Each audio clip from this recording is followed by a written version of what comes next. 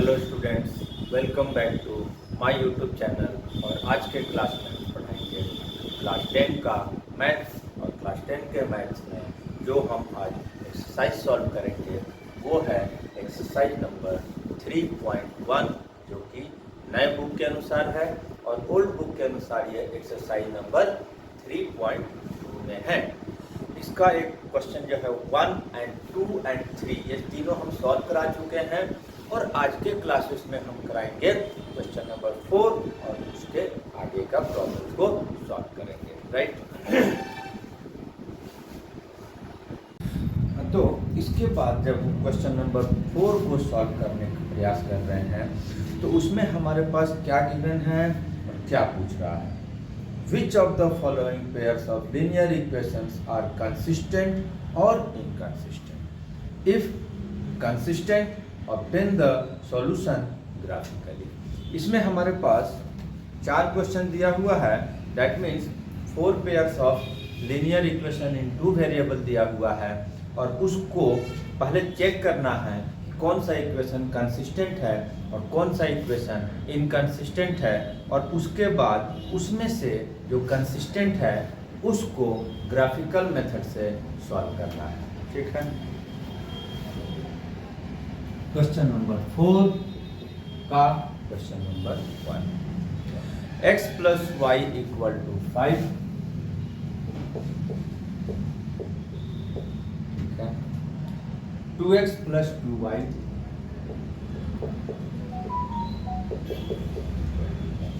तो इक्वेशन को standard form में थोड़ा करेक्ट करेंगे। फर्स्ट इक्वेशन जो आएगा ये x plus y minus 5 equal to 0, 5 इधर आ जाएगा। सेकेंड वाले में 10 को लेफ्ट लाकर स्टैंडर्ड फॉर्म में इसको लिख देंगे और उसके बाद a1/a2, b1/b2 एंड c1/c2 तीनों का रेशियो पता करेंगे। 1/2, क्योंकि a1 में 1, a2 में 2, ये कई बार हम बताएंगे, ठीक है। b1/b2, b1 में भी 1, b2 में 2, c1/c2 -5/-10, दोनों माइनस कैंसिल, कटने के बाद 1/2 आया। और इस तरह से जब तीनों रेशियो को हम देखते हैं तो तीनों रेशियो इक्वल है, दैट मीन्स कंसिस्टेंट है, equations are consistent. Since a1/a2, b1/b2 and c1/c2 ratio जो है तीनों इक्वल है, देयरफॉर इक्वेशंस आर कंसिस्टेंट, ये ठीक है। अब यहाँ पर एक चीज दिया हुआ है, थोड़ा सा डाउटफुल है जो क्वेश्चन को पूछा जा रहा है। कंसिस्टेंट है तो उसको ग्राफिकल मेथड से सॉल्व करें, लेकिन यहाँ पर समस्या क्या है, कंसिस्टेंट तो है but it has many solution. अब मैनी सॉल्यूशन में क्या होता है कि इसका तो कई सॉल्यूशन होगा, तो कोई भी एक सॉल्यूशन को हम नोट कर सकते हैं। लेकिन इस तरह का क्वेश्चन को हालांकि मेरे अनुसार पूछता नहीं है, इसमें पूछता क्या है कि if unique solution exist then solve it. तो हम इसको यहीं पर छोड़ देंगे, कंसिस्टेंट है बट क्वेश्चन के अनुसार बोला सॉल्व करने, लेकिन हम इसको नहीं करेंगे, ठीक है। अब हम क्वेश्चन नंबर 2 में आते हैं। x minus y equal to 8, x minus y equal to 8।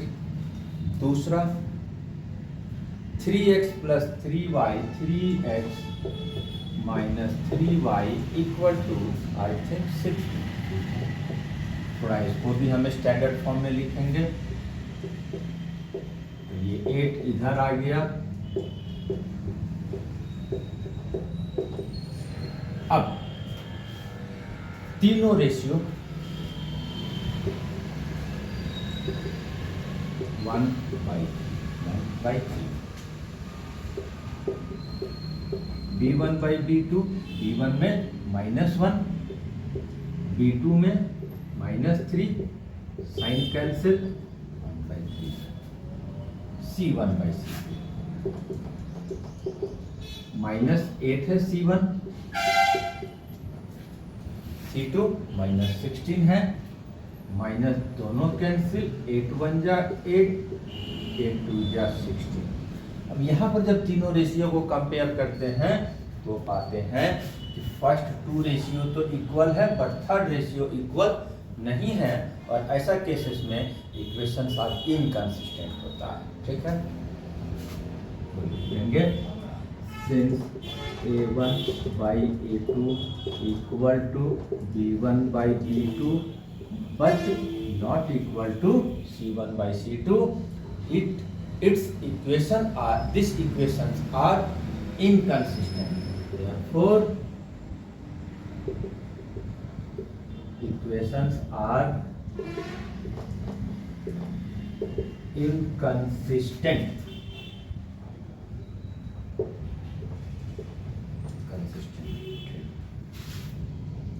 अब यहाँ पर इनकंसिस्टेंट है तो सॉल्व करने का जरूरत ही नहीं है। और थोड़ा सा एक चीज और बता देते हैं, जब इस तरह का सिचुएशन है तो नो सॉल्यूशन भी होता है, लाइंस जो है पैरेलल होता है। ठीक है, अब इसके बाद next question number 3।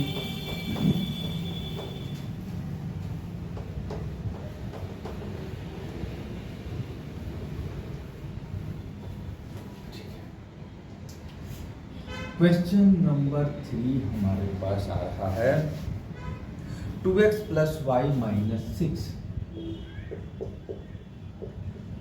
= 0, 4x - 2y -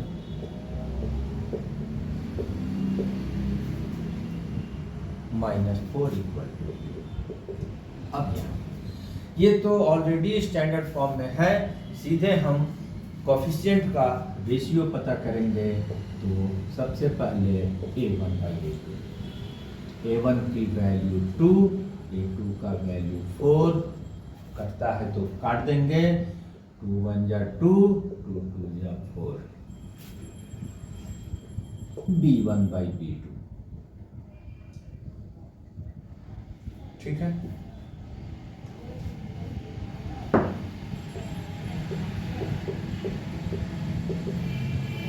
one है इसका B1 का, और इसका -2 है। थोड़ा स्टैंडर्ड फॉर्म में माइनस फाइनल आंसर में ऊपर लिखा जाता है, तो वो हमने नोट कर दिया। C1/C2, इसका -6, इसका -4, फिर दोनों माइनस कैंसिल, 2 3 जा 6 एंड 2 2 जा 4, 3/2। अब यहाँ पर जब तीनों कोफिशिएंट का रेशियो अगर हम देखते हैं तो फर्स्ट 2 जो है वो नॉट इक्वल है, तो थर्ड का तो हमको जरूरत नहीं है, क्योंकि पहला दोनों अगर इक्वल नहीं है A1/A2 not equal to B1/B2, तो ये इनकंसिस्टेंट होते हैं, कंसिस्टेंट होता है। और इसी के साथ एक चीज और इसके साथ होता है कि ये सॉल्युबल है, मतलब सॉल्व कर सकते हैं, that means it has unique solution, right. Since A1/A2 not equal to B1/B2, therefore equations are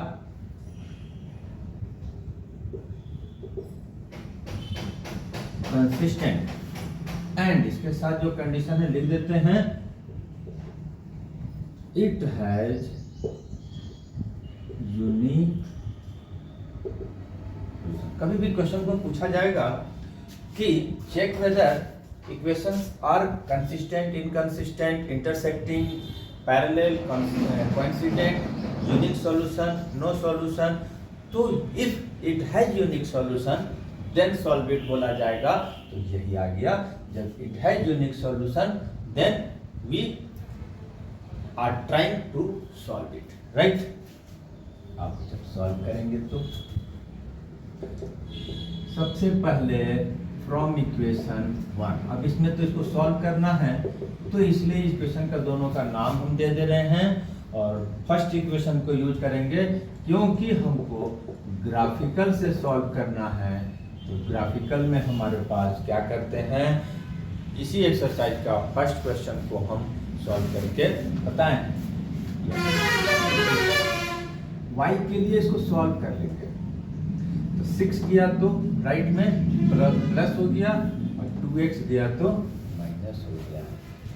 अब यहाँ पर हम बॉक्स बनाएंगे और कम से कम x एंड y का दो वैल्यू पता करेंगे। ठीक है, x राइट में है, x की वैल्यू अपनी मर्जी से कुछ भी रखेंगे। ठीक है, क्या रख देते हैं, लेट हम 2 रख देते हैं। तो 2 रख दिए तो 2 2 जब 4 आया, ये 2 भी हो गया। ठीक है, तो हमने एक x का 2 रखा तो सॉल्व होकर ये भी 2 आ गया। ठीक है, एक हम 4 रख देते हैं, 4 रख दिए तो ये आ जाएगा 8 और ये आ जाएगा -2। अगर हमने 4 रखे तो y की वैल्यू -2 आया। ठीक है, ये हो गया। दो वैल्यू कम से कम सॉल्व करेंगे। उसी तरह से सेकंड इक्वेशन से भी हम दो वैल्यू निकालेंगे। क्या है, 4x -2y -4। फिर हम y के लिए सॉल्व करेंगे और x को सॉल्व करके भी हम इसको बना सकते हैं, परंतु हम चूंकि y से ट्राई कर रहे हैं y से ही दिखाएंगे। अब y जो कि माइनस में है, तो अगर बाकी को राइट भेजते हैं और इधर लेफ्ट रखते हैं y को, तो ये नेगेटिव में आ जाएगा, तो सॉल्यूशंस में थोड़ी सी डिफिकल्टीज आएगा। इस डिफिकल्टीज को दूर करने के लिए हम 2y को ही राइट भेज दिए, और राइट भेज दिए तो ये पॉजिटिव हो गया, और जब पॉजिटिव हो गया तो उसका पूरा लेफ्ट टू राइट और लेफ्ट राइट टू लेफ्ट कर देंगे। पूरा उठाकर इधर और पूरा उठाकर इधर, राइट। अब 2 को भी राइट भेज देंगे,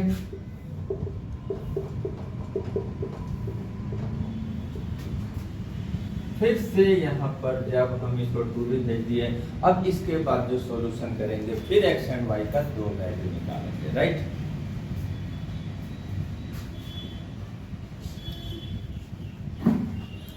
ले लेते हैं, क्या है, x की वैल्यू हम 2 रख के देख लेते हैं एक बार। ये रफ वर्क में इसको ट्राई करना है, और जो वैल्यू आएगा उसको हम इसको बॉक्स में पुट कर देना है। तो x का वैल्यू ले लिए 8 - 4/2 आ गया ना। x का 2 लिए तो y का भी 2 आ गया। अब फिर से एक और लेंगे, क्या ले लेते हैं, 1 ले लेते हैं, 4 ले लेंगे तो बड़ा हो जाएगा, 3 ले लेंगे तो भी हो जाएगा, 3 ले लेते हैं, नहीं 1 ले लेते हैं, कुछ भी ले सकते हैं। ये चीज कहीं, हाँ, सुटेबल का मतलब ये जो वैल्यू है पूरा एक होल नंबर में होना चाहिए, चाहे वो नेगेटिव हो या पॉजिटिव हो, फ्रैक्शन में नहीं आना चाहिए। बस एक ही समस्या है। दूसरा 0/2 0, 1 लिए तो इसका वैल्यू 0 आ गया। ठीक है, अब हम ये जो दो वैल्यू निकाल लिए हैं, इसके बाद हम इसको ग्राफ में प्लॉट करेंगे और x एंड y का सॉल्यूशन बता देंगे, क्योंकि हमें पता है ग्राफिकल लाइन जो है जहां इंटरसेक्ट करेगा वो उसकी जो कॉरेस्पॉन्डिंग x एंड y का वैल्यू है वही सॉल्यूशन हो जाता है। ठीक है, तो अब हम जब ग्राफ खींचेंगे तो इस साइड का हम मिटा देते हैं और इस साइड में हम ग्राफ खींच देते हैं।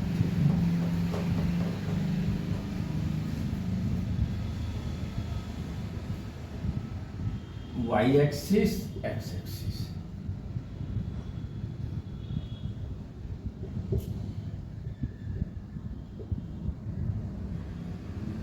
y axis. ठीक है,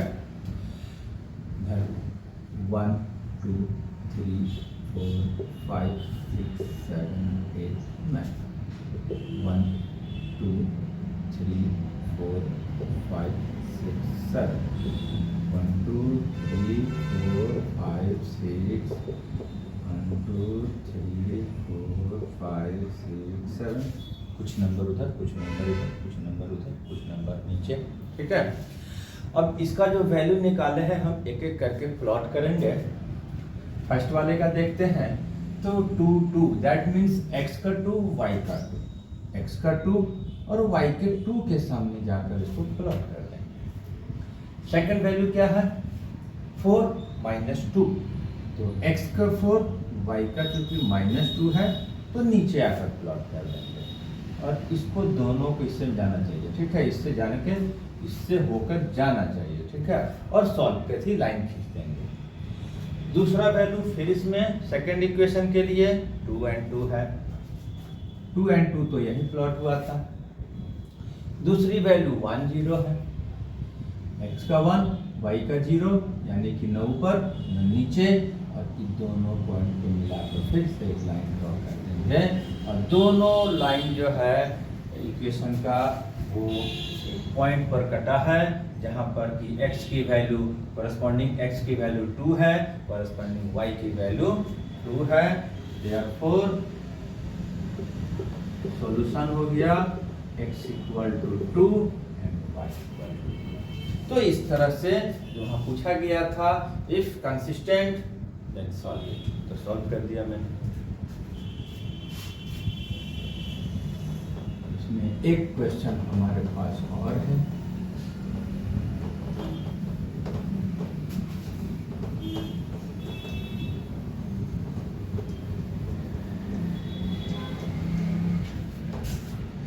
क्वेश्चन नंबर 4 क्या है 2x minus 2y minus 2 equal to 0, 4x minus 4y minus 5 equal to 0। ये भी ऑलरेडी यहाँ पर स्टैंडर्ड फॉर्म में है। डायरेक्टली हम कोएफिशिएंट्स का रेशियो निकालेंगे, a1 by a2 2 by 4 a1 2 a2 4 2 2 जा 4, ठीक,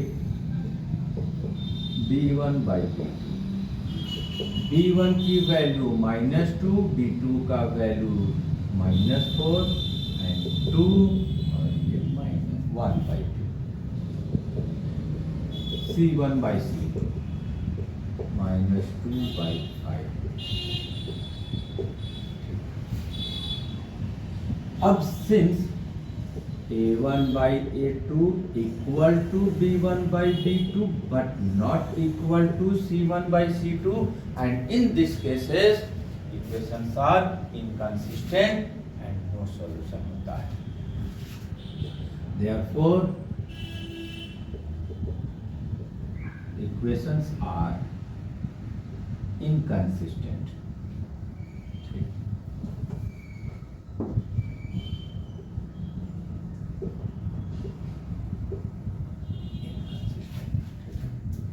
इस तरह से क्वेश्चन नंबर 4 का तो चारों क्वेश्चन सॉल्व हो गया।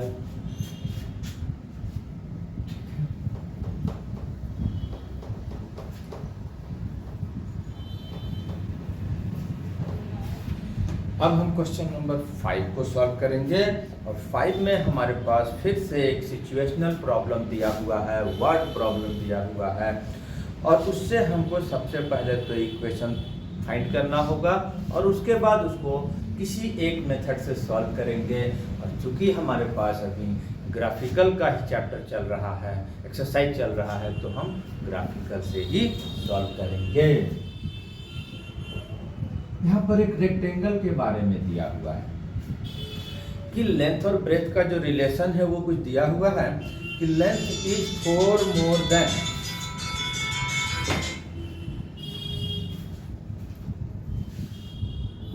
कंडीशन ये है कि length is 4 more than the breadth and half of perimeter equal to 36 metre. दो सिचुएशन दो इक्वेशन फॉर्म होगा। तो सबसे पहले let length equal to x, breadth equal to y, ठीक है। अब इसके बाद जब पेरीमीटर की बात है, half of perimeter equal to 36 है, तो पेरीमीटर पहले पता करेंगे। पेरीमीटर ऑफ रेक्टेंगल होता है 2 into L plus B, right. Length को x लिए हैं, ब्रेथ को y लिए हैं। अब अकॉर्डिंग टू क्वेश्चन क्या हो रहा है कि हाफ ऑफ पेरीमीटर, मतलब ये पेरीमीटर है और इसका हाफ जो है वो 36 है। According to question, half of this perimeter equal to 36। Of का मतलब मल्टीप्लाई ही होता है, तो यानी कि 2 कट गया और x plus y equal to 36, और एक इक्वेशन हमारा बन गया। अब इसके बाद सेकंड सिचुएशन, फर्स्ट किसको लेते हैं, सेकंड किसको लेते हैं, तो बहुत ज़्यादा मायने नहीं रहता है। कोशिश करना है जो फर्स्ट में है फर्स्ट में ले, सेकंड में है सेकंड में ले। अच्छा, length is 4 metre more than the breadth. Again दूसरा situation, x equal to y plus 4, length is 4 metre more than the breadth. Situation लगाए, y को इधर लाए और ये दूसरा इक्वेशन हमारा बन गया। अब जब दो इक्वेशन बन गया तो ग्राफिकल मेथड से जब सॉल्व करना रहता है तो हम फर्स्ट इक्वेशन को यूज करेंगे और x एंड y का दो वैल्यू पता करेंगे, दो वैल्यू, ठीक है। फ्रॉम इक्वेशन 1 36, y के लिए इसको सॉल्व किए तो 36 माइनस एक्स आया, और इसके बाद हम कम से कम at least 2 values of x and y ये फाइंड करेंगे, ठीक है। x का वैल्यू क्या ले लेंगे, अब यहाँ पर थोड़ा सा हम जो बताते हैं कि अप्रोक्सीमेटली इस तरह का वैल्यू लेना है, लेना तो कुछ भी ले सकते हैं, 100,000, 10,000, 20,000, लेकिन सुटेबल हो जिसको ग्राफ में प्लॉट कर सके। अगर हम 2, 4, 5 अगर लेते हैं, 2, 4, 5, तो अगर x का 2 लेते हैं तो ये तो 34 हो जाएगा, तो biggest difference between the x and y हो जाएगा। तो अप्रोक्सीमेटली थोड़ा बड़ा में चलते हैं, इसका हम 20 ले लिए, हम क्या x का 20 ले लेते हैं। ये क्या आ गया, 16 आ गया। इसका हम 10 ले लेते हैं, तो थोड़ा बड़ा हो जाएगा, कोई दिक्कत नहीं, देखते हैं। तो ले लिए तो ये 26 आ गया, 26 आ गया, ठीक है। सिर्फ ग्राफ में हमको प्लॉट करने का सुटेबल बनना चाहिए, पॉसिबल होना चाहिए, जो हम ग्राफ पे करो। ग्राफ की साइज जो है लिमिटेड होता है। दूसरा इक्वेशन से फिर हम 2 वैल्यू निकालेंगे, 2 में x minus y equal to 4। अब y में जब नेगेटिव रहता है, माइनस आता है, तो उसको हम राइट में भेजते हैं, और राइट वाले को लेफ्ट लेकर आए और उसको राइट भेज दिए। y गया माइनस में, 4 आया तो माइनस में था, प्लस हो गया, 4 आया तो माइनस में आ गया। टोटल रिप्लेसमेंट कर देंगे, लेफ्ट टू राइट और right to left. Total replacement जब होगा तो कोई चेंजेस नहीं होगा। फिर यहाँ पर 2 वैल्यू कम से कम x एंड y का, ठीक है। क्या ले लेते हैं, 20 ले लेते हैं x का। x का 20 लेंगे तो y की वैल्यू क्या आएगा, 20 माइनस 4 इक्वल टू 16, ठीक है। एक का हम 15 ले लेते हैं, 15 माइनस 4 इक्वल टू 11। वैल्यू 2 हो गया।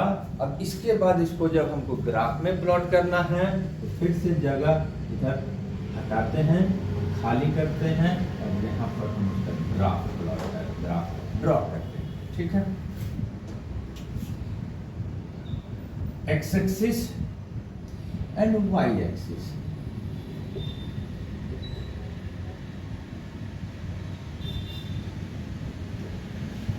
अब जब थोड़ा बड़ा नंबर है तो हमको उसी के अनुसार उसका नंबर भी यहाँ पर लेना पड़ेगा। तो क्या ले लेते हैं, 5, 10, 15, 20, 25, -5, -10, -15, -20, 5, 10, 15, 20, 25 एंड 30। ये तो हम लोग कुछ भी ले सकते हैं, बस इंटरवल दोनों में सेम होना चाहिए। Difference between two consequent 15, 20, 25, right. अब यहाँ से लाकर प्लॉट करेंगे तो फर्स्ट वैल्यू क्या है, 20 एंड 60। एक्स की 20, वाई का 15। चूंकि ग्राफ में तो हमारा एक एक लाइन दिखेगा, तो 15 के बाद एक इंटरवल आगे बढ़ जाएंगे और 16 चला जाएगा, ठीक है। दूसरा 10 एंड 26, एक्स का 10, वाई का 26, तो 25 से एक लाइन और आगे बढ़ जाएंगे और इसको दोनों को मिलाकर हम ड्रॉ कर दिए इसका लाइन। दूसरे में भी एक तो 20, 16 है जो कि यहीं आएगा, 15, 11 है, 15, 11 कहाँ जाएगा, 10 के एक लाइन ऊपर। यहाँ पर बीच में इंटरवल ऑफ लाइन नहीं बनाए हैं, लेकिन ग्राफ में जब प्लॉट किया जाएगा तो वहाँ पर छोटा लाइन बड़ा लाइन सारा होता है, ठीक है। इसका भी ड्रॉ कर देंगे। दोनों लाइन जहाँ इंटरसेक्ट करता है वही एक्स एंड वाई का वैल्यू होता है। देयरफॉर एक्स के सामने 20 के सामने कटा है, वाई के सामने 16 के सामने कटा है, और ये हमारा वैल्यू हो गया, ठीक है। इसके बाद ये क्वेश्चन हमारा 5 नंबर तो सॉल्व हो गया। अब हम इसके बाद नेक्स्ट क्वेश्चन नंबर 6 को सॉल्व करेंगे।